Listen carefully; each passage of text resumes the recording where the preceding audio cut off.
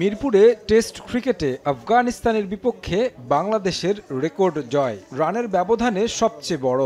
যে ম্যাচে নেতৃত্ব দিয়েছিলেন টাইগারদের উইকেট রক্ষক ব্যাটার লিটন দাস, লম্বা সময় পালন করেছেন সহ অধিনায়কের দায়িত্ব।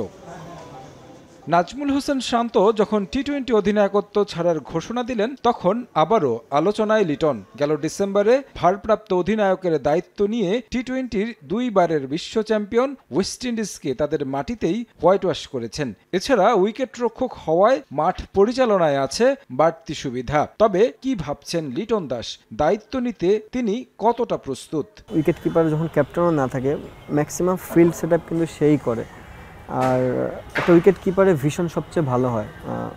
আপনি যদি খেয়াল করে দেখেন যে একটা উইকেট কিপার যে থট দিতে পারবে একটা বলারকে, সে থটটা অন্য কেউ দিতে পারে না, বিকজ সে স্ট্রেট লাইনে থাকে এবং সে বুঝে এবং কোন ব্যাটসম্যান কোন দিকে খেলার চিন্তা করতেছে। সাকিব ভাই ক্যাপ্টেন ছিল, তখন আমি একটানা 1 বছর ভাইস ক্যাপ্টেন ছিলাম এবং আমি একটা ম্যাচ টেস্টে ক্যাপ্টেনশিপও করেছি এবং বাংলাদেশের এটা একটা বিশাল অ্যাচিভমেন্ট। আমি বলবো যে আমার টেস্ট ক্যাপ্টেনশিপের আন্ডারে যে বাংলাদেশ একটা বড় জয় পেয়েছে বিশাল রানে। তো আমার টেস্টের অভিজ্ঞতা আছে, কারণ অনেক দিন ধরে ক্রিকেট খেলি।